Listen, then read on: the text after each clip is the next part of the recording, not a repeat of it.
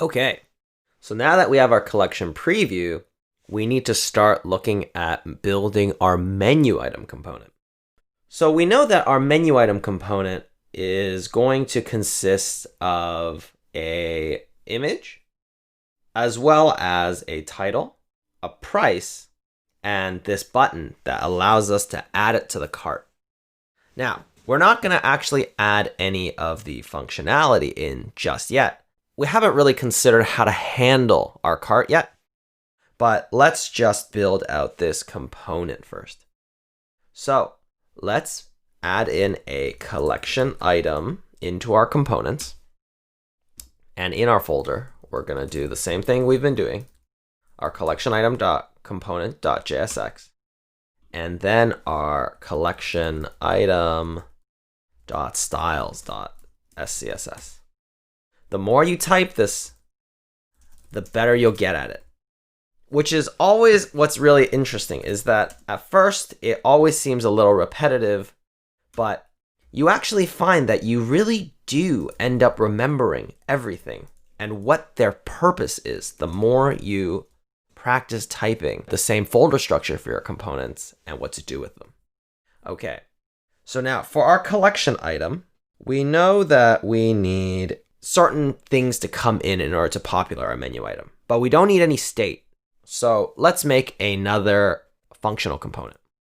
So const collection item is equal to this functional component that returns this div with our class name collection item. And then we're going to give it a div. And now that div is going to hold our image. So let's just give it the class name of image for now. And let's do the same thing we did before with our directory items.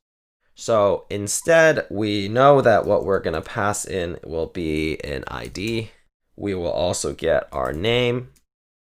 We will get our price and our image URL. And we have all these when we brought in that data earlier in our collection, or sorry, in our shop page, right? In our shop data specifically.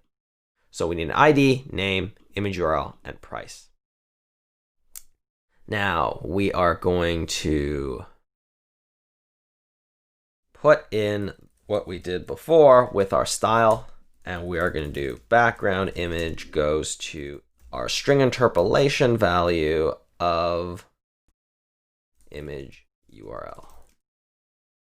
So nothing new here just yet. And then we're going to add another div. And here we're going to add our collection footer. Now, inside of our footer, we have, is this a double repeat? Actually, we don't even need this closing tag.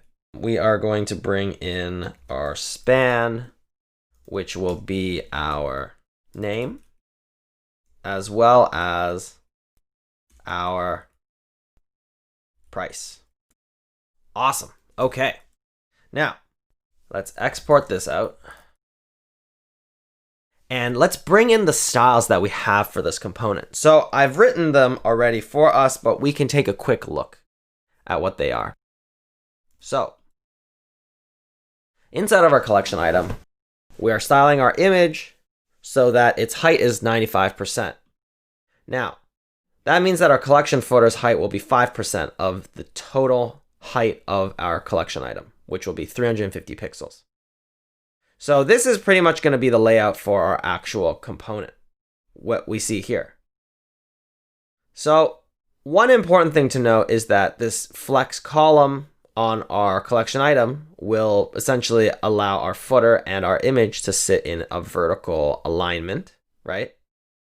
And then our collection footer is just our regular display flex. And then we have some space between them so that our content gets pushed apart. Our title takes up 90% of the space in our total footer. And then the price is going to be 10%. So because our price is probably never going to grow that large, we got to make sure to have our name take up the majority of the space here.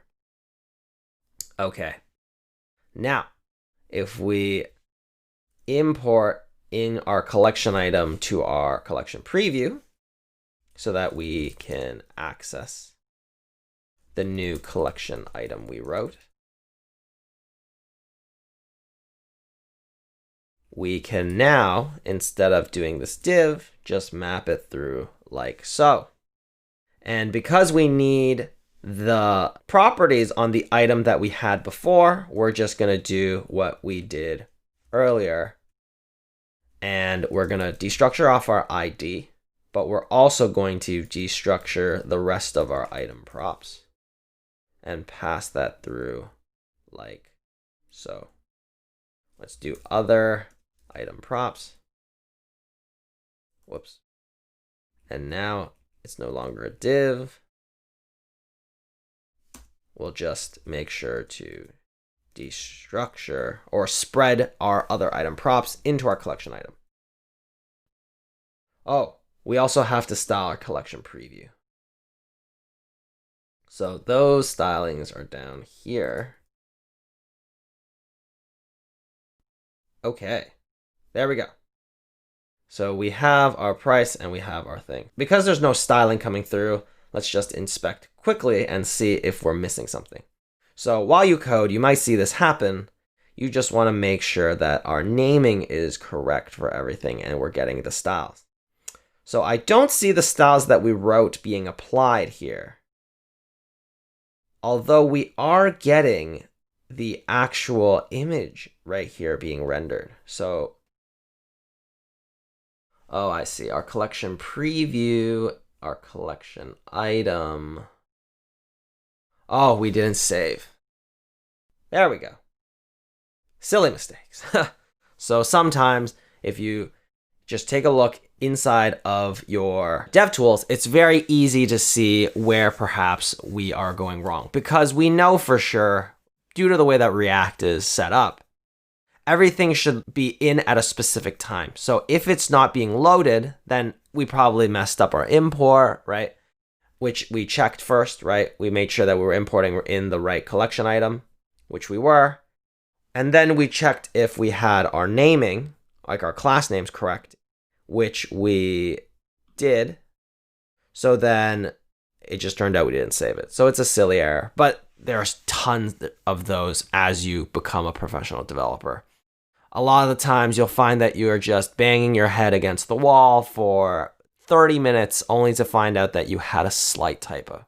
It's very common. But just like that, we now have our collection component. So the only thing we're missing is the hover effect with the add button, but we can add that in a little later when we actually build out our cart, because that's what that feature will be tied to. And one more thing before we commit our code, we should add a little bit of padding on our overall project so that it aligns closer to this.